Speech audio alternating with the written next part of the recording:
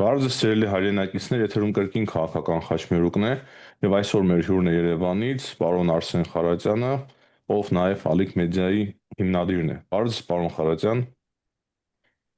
Բարև ձեզ, պարոն Այվազյան։ շնորհակալ ենք, որ ընդունեցիք մեր հրավերը եւ միացաք մեզ։ Ա, Ես էլ եմ շնորհակալ։ Այս օրերի հիմնական քննարկման թեման Ամերիկայի Միացյալ Նահանգների փոխնախագահ Ջեյ Դի Վենսի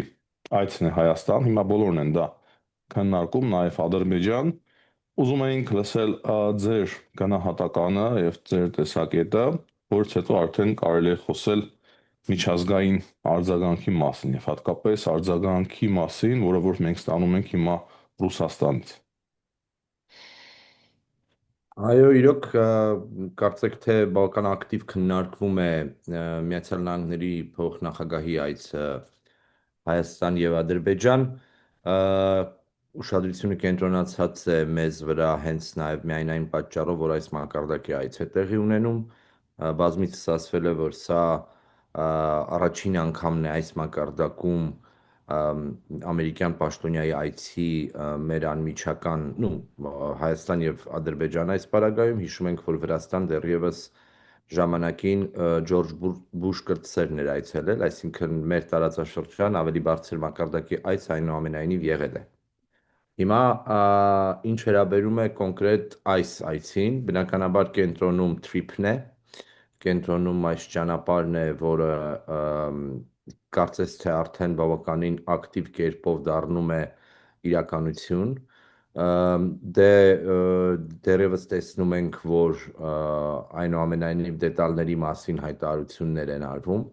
բայց սա նաև նախապես դերևս հունվարի 13-ին Հայաստանի արտգործնախարարի Վաշինգտոն կատարած այցի ժամանակ հրապարակված ծավալուն փաստաթղթի համատեքստում է, որտեղ բավականին մանրամասն ներկայացվել է, թե ինչի հետ է կապված լինելու, ինչպիսի գործընթացներ են ուրեմն զուգորդելու այս մեծ ծրագրին։ Հայաստանի պարագայում, գիտեք, դեռևս նախորդ տարվա հունվարին, այսինքն մեկ տարուց մի քիչ ավել առաջ, կնքվել էր Հայաստանի եւ Միացյալ Նահանգների միջև ռազմավարական խարտիան, ձեր եթերում եւս այն Այո, ժամանակ քննարկել ենք փաստաթուղթը, որտեղ մի քանի հիմնական ուղղություններ էին նախանշվել հետագա համագործակցության տեսանկյունից, տեխնոլոգիաների ոլորտ, էներգետիկայի ոլորտ եւ անվտանգային հարցեր։ Էներգետիկայի ոլորտում փաստացի հրապարակվեց այն, որ 1-2-3 պայմանագիրը, իսկ դա Միացյալ Նահանգների պարագայում, եթե խաղաղ էներգետիկայի եւ հատկապես միջուկային էներգետիկայի ոլորտում համագործակցություն կա, ֆորմատ ունեցող փաստաթուղթ է, որով պիտի անցնեին կողմերը, որպեսզի հնարավոր լինի ավելի կոնկրետ հասկանալ, թե ինչ է տեղի ունենալու։ Ուրեմն հայտարարվեց այն մասին, որ այս փաստաթղթի կամ այս 1-2-3-ի շուրջ բանակցություններն ավարտված են, ինչը նշանակում է, որ սրան պիտի հաջորդեն կոնկրետ քայլեր։ Երկրորդը դա տեխնոլոգիաների ոլորտն էր, կիսահաղորդիչների արտադրության հարցը, հայտնի Nvidia-ի կես միլիարդանոց ներդրումը եւ դրա ծավալների շուրջ խոսակցությունը, թե ինչ քանակի մասին է խոսքը, եւ ուրեմն տեսանք այդ հայտնի դրոնի տեսարանը, որն իհարկե ես անվտանգային ոլորտի մասնագետ չեմ, թերևս ավելի լավ կլինի, որ այս մասին խոսեն հենց ոլորտի պրոֆեսիոնալները։ Բայց հիմքերի հիմքում իհարկե թրիփն է, այսինքն ճանապարհների, սա Հայաստան-ԱՄՆ երկկողմի տրամաբանության մեջ էր, հա, նախորդ ասածներս։ Թրիփը վերաբերում է ավելի լայն տարածաշրջանի առևտրային կապերի կամ այսպես ասած տրանսպորտացիայի ուրեմն վերականգնմանը կամ որոշ պարագաներում ստեղծմանը, որը Կենտրոնական Ասիան Կասպից ծովը պիտի ենթադրաբար Հարավային Կովկասի միջոցով եւս մի ճանապարհով կապի արևմուտքի հետ։ Մենք գիտենք, որ Վրաստանն արդեն իսկ հանդիսանում է այդպիսի տարանցիկ երկիր, տրանզիտ երկիր, եւ ես նաեւ հետևում էի որոշ անհանգստություններ Վրաստանից, որոնք ըստիս այնուամենայնիվ մասամբ չափազանցված են, որովհետեւ այո, Վրաստանը շարունակելու է լինել կարևոր տարանցիկ երկիր, խնդիրը ծավալներին է վերաբերում, հա, այսինքն ավելի մեծ ծավալների մասին է խոսք լինելու եւ ուրեմն առևտրով եւ տրանսպորտով զբաղվող ընկերությունները ունենում են այլընտրանք, հա, ալտերնատիվ ճանապարհ։ Բայց սա դեռևս նույնպես բավական երկար է տևելու, հաշվի առնելով, որ դեռևս այդ 42 կիլոմետրանոց հատվածը պիտի վերականգնվի, հաշվի առնելով այն հանգամանքը, որ Նախիջևանի հատվածը պիտի վերականգնվի, այնտեղ էլ բավականին գործ կա անելու, եւ ուրեմն Հայաստանի պարագայում Երասխից դեպի Ախուրիկ, դեպի Թուրքիայի սահման երկաթգծի վերականգնման գործընթացը։ Հիմա առաջին եւ ամենակարևոր ուղիղ արձագանքները լսել ենք Ռուսաստանից, Այո, եւ սա ինչ է նշանակում։ Սա նշանակում է, որ վերջապես Ռուսաստանը սկսում է լուրջ վերաբերվել այս հարցին։ Մինչ այս կետը մենք լսում էինք առավելապես քաղաքական հայտարարություններ եւ որոշ այսպես ռուսամետ ուժերի կողմից կասկածամտության ցնուցում, թե իբր թրիփը տեղի չի ունենալու, սա երազանքի ծրագիր է, ոչ մի բան տեղի չի ունենալու եւ ուրեմն փորձում էին խափանել գործընթացը այս կերպ։ Հիմա երբ տեսնում են, որ կարծես թե սառույցը տեղից իսկապես շարժվել է, մենք նախ լսեցինք Ռուսաստանի փոխվարչապետի հայտարարությունն այն փոխնախարարի արտաքին գործերի փոխնախարարի այն հայտարարությունն այն մասին, որ Ռուսաստանը հետաքրքրված է ուրեմն ռուսական երկաթգծերի վերականգնման աշխատանքներում կամ այս ուղղությամբ ներդրում անելու գործում, մեկ, հետո դրան հետևեց ատոմակայանի հետ կապված հայտարարությունը, առ այն, որ Ռուսաստանը պատրաստ է, Ռոսատոմը պատրաստ է քննարկել Հայաստանում նոր ատոմակայան կառուցելու հարցը։ Այսինքն երկու բան է տեղի ունեցել։ Նախ Ռուսաստանը սկսել է Մոսկվան պաշտոնական սկսել է լուրջ վերաբերել այս գործընթացին եւ հասկանում է, որ իրենք հետ են մնում կամ դուրս են մնում գործընթացից եւ ըստ այդմ փորձում են կառուցողական որոշակի դիրքորոշումներ արտահայտել։ Երկրորդն այն է, որ հասկանում են, որ պետք է ալտերնատիվ առաջարկել, հա, այսինքն այդպես պարզապես սպառնալով երկար չեն կարող բայց դիմանալ տարբեր կամ են հայտարարությունները շատ։ Սախարովան ուրիշ բան է ասում, Օվերչուկը ուրիշ բան է ասում, Հապկը սպառնում է, եթե տեսել եք պարոն Խարատյան, Շոյգուն Բոլոր նույնպես ուղղություններով կարծես։ այո, Շոյգուն արդեն հայտարարում է, որ իրենք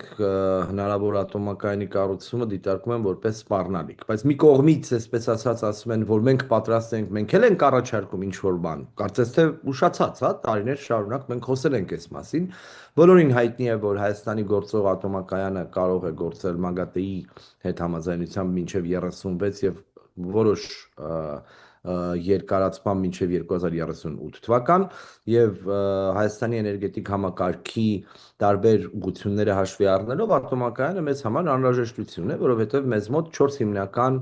էներգետիկ էլեկտրաէներգիայի արտադրման աղբյուրներ կան, հա, դա հիդրոէլեկտրակայաններն են, արևային էներգետիկան է, ուրեմն գազով արտադրվող ՏԵՑ-ն է եւ ուրեմն ատոմակայանը։ Ատոմակայանը այդ բոլորի ողնաշարն է, որտեվ ատոմակայանն բայց նաեւ ինքը իրենով բավականին դժվար կառավարելի է, որտեվ ատոմակայանը կանգնեցնել հնարավոր չէ, հա, այսինքն սպասարկման համար տարեկան 1 ամսով ենք կանգնեցնում։ Ուրեմն ասածս այն է, որ մի կողմից հայտարարությունների տարբեր բնույթը կա, բայց մյուս կողմից հասկանալի է, որ Հայաստանը համեմատական առավելություն է ստացել եւ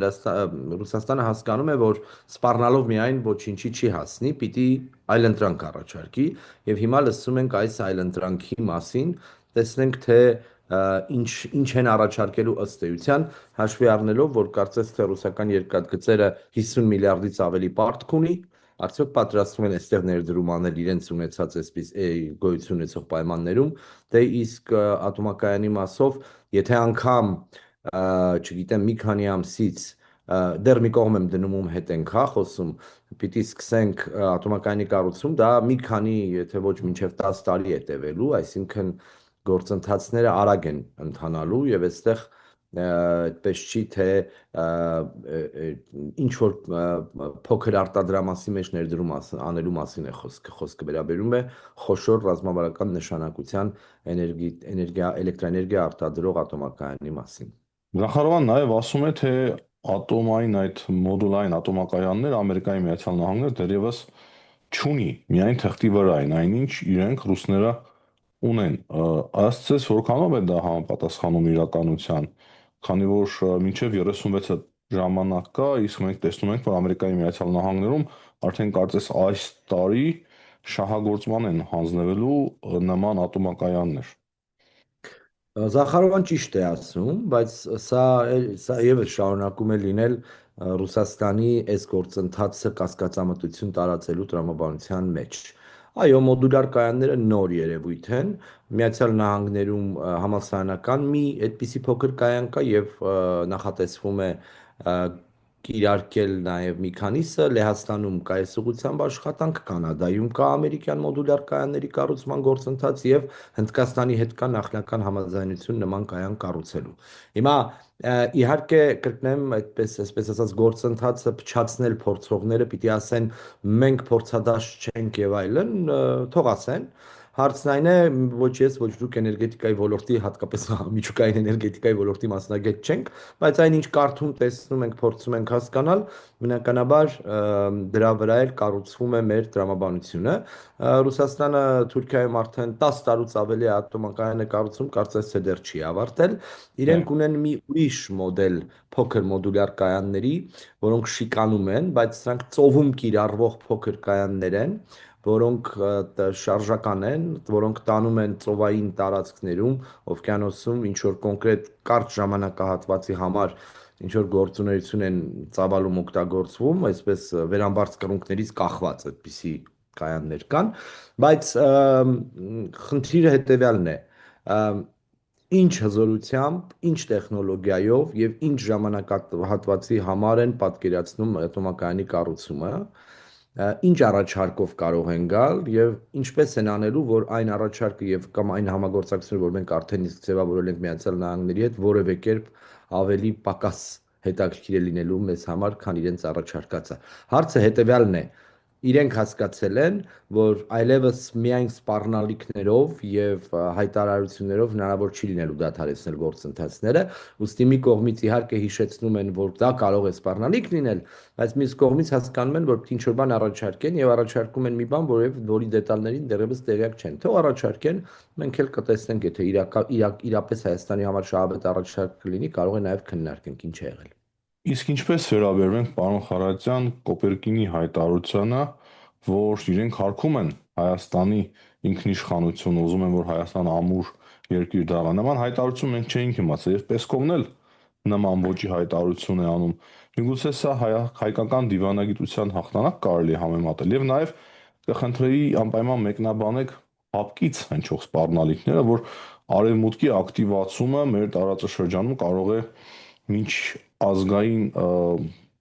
ազգերի միջև կոնֆլիկտ առաջացնել, այսինքն սրել եւ կոնֆլիկտ ստեղծել։ Իսկ մենք ճիշտ հակառակն ենք տեսնում հիմա Ադրբեջանի հետ։ Ես ուզում էի ինձնից երկար եք ապրել, ուզում էի ասել այդ որ ազգերի մեջ են տեսնում էլի այդ սրումը, հա, այսինքն Հայաստան-Ադրբեջան կարգավորում կա, այդտեղ խնդիրները շատ են, բայց փորձում ենք լուծումներ գտնել, քանի մենք խոսում ենք հենց այսօր առաջին անգամ ուրեմն սահմանահատել են 20 ադրբեջանցիներ իրենց փորձագիտական ուրեմն միջավայրից եւ այստեղ Հայաստանում երկօրյա հանդիպում է լինելու, այսինքն սա երկկողմ ֆորմատ է, այդտեղ չկա Միացյալ Նահանգները, այդտեղ չկա Եվրամիություն, հա, Հայաստան եւ Ադրբեջանը երկկողմով շարունակ։ Այդտեղ էլ հակասություն ունեն։ Հա, այդտեղ էլ են կարծում, որ լավ չի, որ խոսում ենք միմյանց հետ։ Բայց ինչ Իսկ այդ կարող որ են ազգով։ անել, պարոն Խարատյան, եթե նման հայտարարություն հնչում է, ինչ որ մի Դե գործողության կարող է տեսեք, դիմել ԱՊԿ։ մենք կարող ենք միշտ ակնկալել, որ ինչ որ սադրանքներ կլինեն։ Այդպիսի սադրանքները տարբեր մակարդակներում լինում են։ Հապկի պարագայում չգիտեմ, հապկը ինչ պիտի անի, այսինքն ինչ Ղազախստանն ու Բելարուսը պիտի գան մեզ ու ադրբեջանցիներին սովորեցնեն, թե մենք ոնց ապրենք, որովհետև մենք միմյանց հետ լեզու չենք գտնում, իրենք գալու են մեզ պատմեն, թե ինչ պիտի անենք, հա, այսինքն թող ասեն, ինչ ասեմ, այսինքն մենք արդեն որ երրորդ տարին է լսում ենք, չէ, համանման հայտարարություններ։ Մենք անդադ լսում ենք, որ արևմուտքը գալիս է մտնում է մեր անմիջական հարևանության տարածաշրջան եւ դա լավ չէ։ Ինչով լավ չէ։ Այո, ինչև էս կետը մի հատ թող ասեն ինչով լավ չէ։ Եվ մյուս հանգամանքը, որ հետաքրքիր մեկ այլ հայտարարություն եղավ Հայաստանում հավատարմագրված մեծ համար չափազանց կարևոր երկրի ներկայացուցիչ Իրանի դեսպանի, որը նույնպես հայտարարեց այն մասին, որ իրենք էլ են հետաքրքրված ճանապարհային կամ ֆիզիկական ենթակառուցվածքների վերականգնման հարցում, բայց առավելապես հրաշք 10 տարա հատվածում, այսինքն Իրանը նաև կապելով ուրեմն Հյուսիսի հետ եւ նաև նկատի առնելով այն, որ եթե լինելու է օրինակ Նախիջևանով Հայաստանով ինչ որ երկաթգծի վերագործարկում, ապա իրենք եւս հետաքրքրված են այդտեղ ներգրավված լինել։ Եթե մինչ այդ մենք լսում էինք առավելապես, որ մենք մտահոգություն ունենք, անհանգստություն ունենք, հիմա այնտեղից էլ ենք լսում, որ կարծես թե process-ից չենք ուզում դուրս մնալ, հա, սա է խոսակցության էությունը։ Իսկ թե ինչպիսի սպառնալիքների մասին է խոսքը, ես չգիտեմ իրենք ում միջոցով եւ ինչպես են փորձելու ինչ որ հարցերում սրել հարաբերությունները եւ կարգավորումը կանխեն, բայց դա միակ թերևս ճանապարհն է, որով իրենք կարող են փորձել խափանել գործընթացները, բայց ես հուսով եմ, որ այս երկկողմ գործընթացում, որտեղ Հայաստանն ու Ադրբեջանն այնուամենայնիվ փորձում են լուծումներ գտնել, այդտեղ դժվար է լինելու կամ անհնար է լինելու որևէ կերպ էսկալացիա կամ խնդիրներ առաջացնել մեզ համար։ JD Vance այցելեց նաև Ադրբեջան։ Ինչ տարբերություն տեսակ Ադրբեջան այցի հետ, այսինքն Հայաստանում այցը կարծես թե շատ հագեցած էր եւ հետաքրքիր խոստումներ տեսանք, մինչև 9 միլիարդ դոլարի ներդրումը, արհեստական բանականություն, ատոմային էներգիա, թրիփ, իսկ Ադրբեջանում Դե Ադրբեջանում էլ կարևոր իրենց համար ուրեմն փաստաթուղթ վերջնականացվեց։ Մենք հիշում ենք, որ օգոստոսի 8-ին ԱՄՆ Ադրբեջան ռազմավարական խարտիայի վերաբերյալ համաձայնություն ձեռք բերվեց եւ հիմա փաստացի իրենք նախապես նաեւ ասում էին, որ նախատեսում են, որ մինչեւ փետրվար պիտի ավարտեն, փաստացի ավարտել են եւ այդ փաստաթուղթը կողմերի միջև եւս ստորագրվեց։ Հիմա այդտեղ դեռ գործ կա անելու, հա, այնպես ինչպես մենք վերջին մի տարվա ընթացքում կարողացանք փաստաթղթով նախանշված ուղղություններով դետալավորված բանակցություններ ունենալ, հիմա էլ կարողացանք ասել, որ էներգետիկայի ոլորտում արդեն իսկ վերջնական բանակցությունները ավարտված են։ Ադրբեջանի պարագայում մի քանի ուղղություն է, մեկը Կասպից ծովում, այսպես կոչված, իրենց կարողությունների զարգացումն է, այնտեղ մոտորանավակներ կան, որոնք դեռևս Ադրբեջանը ունի աֆղանական պատերազմի ժամանակներից, Միացյալ Նահանգները տրամադրել էր նման ուրեմն կարողություններ, որը ենթադրաբար Կասպից ծովում նաև 5 երկիր կա այնտեղ, գիտեք, Ռուսաստանը, Ղազախստանը, Թուրքմենստանը, Իրանը եւ Ադրբեջանը։ Ադրբեջանի կարողությունները այդ տարածքում ուրեմն փորձել այդ հարևան երկրների ինֆորմացիա ունենալ, եթե կուզեք, հա, սա էլ իրենց տրվեց։ Երկրորդը ռազմատեխնիկական համագործակցության որոշ ուղղությունների շուրջ հրապարակային հայտարարություններ եղան, դեռևս 907-րդ բանաձևը գործում է եւ Ադրբեջանը ամբողջապես չի կարողանալու ԱՄՆ-ի հետ ռազմատեխնիկական համագործակցություն ունենալ, Ալիևի հայտարարություններն այն մասին, որ մենք այլևս բլոկադայի չենք ենթարկում Հայաստանը, ընդ որում ոչ միայն երրորդ երկրների համար, այլև ինքներս ենք տրամադրում, միտված էր նրան, որպիսի ամերիկացիները լսեն, որ քանի որ 907-րդ բանաձևը ժամանակին ընդունվել է հենց այն պատճառով, որ Ադրբեջանը նաև բլոկադա էր ենթարկում Հայաստանը եւ հիմա էլ ինչ որքան էլ գործադիր, այսինքն Թրամփը հայտարարում էր, որ բանաձևը կվերանայվի, միևնույն է դա կոնգրեսի կողմից է ընդունվել եւ կոնգրեսն էլ պիտի չեղարկի դա։ Հա, սա նաև ցույց է տալիս, թե որքան դժվար է, երբ պատժամիջոցներ են կիրառվում, որքան դժվար է հետո դրանք հանելը, անգամ եթե կա դրա քաղաքական կամքը, հա, հետաքրքիր է նաև այս ցանկությունից։ Եվ իհարկե վստահաբար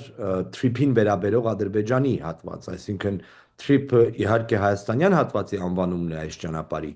բայց դա ուղիղ կապ ունի Ադրբեջանի հետ, չի կարող չունենալ, որովհետև եւ այստեղ էլ կարեւոր էր, որ Ալիևը նաեւ հրապարակային հայտարարում էր այն մասին, որ այո, սա ուղիղ կապ է լինելու, անխնչունոտ կապ է լինելու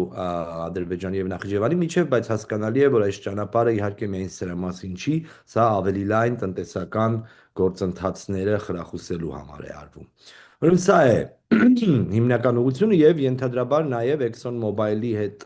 նախնական ունեցած համաձայնությունները, որով գազատարի, նավթատարի եւ ընդհանրապես էներգակիրների փոխանցման եւ էներգակիրների ուրեմն տրանսպորտացիայի համար ենթակառուցվածքների կառուցման տեսանկյունից է եղել քննարկումը։ Եվ վերջին հարցը, պարոն Խարատյան, տեսնում ենք տարածաշրջանում բավականին լարված է։ Իրանի շուրջ շատ ակտիվ բանակցություններ են ընթանում։ Ամերիկայի Միացյալ Նահանգները օրեցօր ավելացնում է իր ռազմական ներկայությունը Մերձավոր Արևելքում։ Հիմա կարծես արդեն երրորդ ավիակիրն է, թե չեմ սխալվում, մոտենում ամենամեծ ավիակիրը։ Նետանյահուն մեկնել էր Վաշինգտոն, բանակցությունները տեսնում ենք Ամերիկայի Միացյալ Նահանգներ, Իրան, անցյալ շաբաթ կային, բայց այս շաբաթ դեռևս չեն շարունակվել։ Ինչ է ձեզ հուշում այս ամենը, պատերազմ թե հնարավոր են պայմանավորվածություններ։ Մ, Ցավոք հնարավոր չէ ասել, թե բացառապես բանակցություններով է լուծվելու խնդիրը։ Մեզ համար, մեր տարածաշրջանում իհարկե կայունությունը Իրանում չափազանց կարևոր է, եւ եթե հնարավորություն ստեղծվի համաձայնություն ունենալ կողմերի միջև եւ խաղաղ դիվանագիտական ճանապարհով լուծումներ գտնել, կարծում եմ սա լավագույն լուծումն է մեզ համար, որովհետեւ հնարավոր անկայունություն Իրանում անմիջական ուղիղ ազդեցություն է ունենալու եւ բնականաբար ոչ դրական մեզ վրա նույնպես։ Երկրորդ, իհարկե, եթե այս փուլում շատ էր քննարկվում, այ հենց վաղը կհարձակվեն, հա, այսպիսի վերլուծություններ էինք տեսնում եւ տեսանք, որ այդպես չեղավ, սա նշանակում է, որ բնականաբար կողմերը նույնպես շատ լավ հասկանում են, որ պատերազմը կարող է կանխատեսելիության սահմանից դուրս գալ։ Ավելին ասեմ, ակտիվ ներգրավվածություն տրվեց Թուրքիային, ես ասում եմ տրվեց, որովհետև առանց ամերիկյան կողմի հետ համաձայնության Այո, Թուրքիայի այսպիսի ակտիվ ներգրավվածությունը դժվար է պատկերացնել, այսինքն Թուրքիան դիվանագիտության մեջ կոչվում է shuttle diplomacy, հա, այսինքն կողմերի հետ նախապես համաձայնեցնելով, հետո ուրեմն միջնորդի դերակատարություն ստանձնեց։ Հիմա այս առումով էլ կարևոր է տեսնել, թե ինչպիսի էֆեկտիվությամբ կլինի խոսակցությունը քաղաքական հայտարարություններից անդին ամերիկյան կողմը բավականին կտրուկ նախապայմաններ էր դնում ամբողջությամբ եւ վերջնականապես հրաժարվել միջուկային ծրագրից, որևէ բանակցություն չի լինի, քանի դեռ այդպիսի նպատակներ կան։ Իրանական կողմն ասում է, որ ինքը պատրաստ է խոսել, ինքը շարունակում է խաղաղ միջուկային ծրագրերի մասին մտածել, այնտեղ որևէ սպառնալիք չպետք է լինի, բայց դուք շատ ճիշտ եք, որ դրան զուգընթաց ամերիկյան ռազմական ներկայությունը Պարսից ծոցում ավելանում է նաև Իրանի հարակից այլ հատվածներում եւ Ադրբեջանի հետ Կասպից ծովի հետ կապված համաձայնությունը նույնպես հեռու չէ դրանից, հա, եթե կուզեք։ Ուրեմն, եթե անգամ այս փուլում այսպես սառը առանց լուծումների, բայց դիվանագիտորեն հնարավոր էսկալացիան դադարեցնել է հնարավոր լինելու, միևնույն է ամերիկյան ներկայությունը ռազմական այս տարածաշրջանում այլևս էլ ավելի ամրանալու եւ ուրեմն ուժեղանալու է։ Սա է գոնե այս փուլում ինձ համար տեսանելի իրերի դրությունը, բայց նաև կրկնեմ, չեմ բացառում, որ որևէ պահի ինչ որ գործողություն լինի, հաշվի առնելով Վաշինգտոնի Սպիտակ տան ընդհանուր առմամբ բնույթը, մենք տեսել ենք, որ անսպասելիորեն առավոտյան վեր ենք կենում եւ տեսնում, որ ինչ որ երկրի ղեկավար է ձերբակալվել եւ բերվել, հա, ուրեմն հաշվի առնելով ուրեմն այսպիսի անկանխատեսելի կամ հաճախ մեզ համար մարդկանց, որոնք հետևում են այս ամենը բացախբյուրների ստացվող ինֆորմացիայով եւ մեր անձնական շփումներով դժվար է կանխատեսել կոնկրետ որևէ բան, այլ հարց է, թե նաեւ ինչպիսին է լինելու Իրանի տնտեսությունը ներսից, մենք տեսել ենք օրեր, երբ ուրեմն այո, տարադրամի եւ ինֆլյացիայի մակարդակը ուր է հասել եւ պատճառներից մեկը, որ Իրանում վերջին շրջանում կային այդ մասշտաբի բողոքի ցույցեր, դա բացառապես այլևս կրոնական ազատությունների կամ ընդհանրապես ազատությունների մասին չէր, այլև նաև տնտեսական վիճակով էր ուղիղ պայմանավորված։ Ուստի այս առումով կարող է, եթե ուղիղ ռազմական բախումներ չլինեն, նաև հետաքրքիր է լինելու հասկանալ, թե ինչպես է վերականգնվելու Իրանի տնտեսությունը։ շատ շնորհակալ ենք, պարոն Խարատյան, այսօրվա զրույցի համար։ Ես եմ շնորհակալ։ Տեսություն, կհանդիպենք։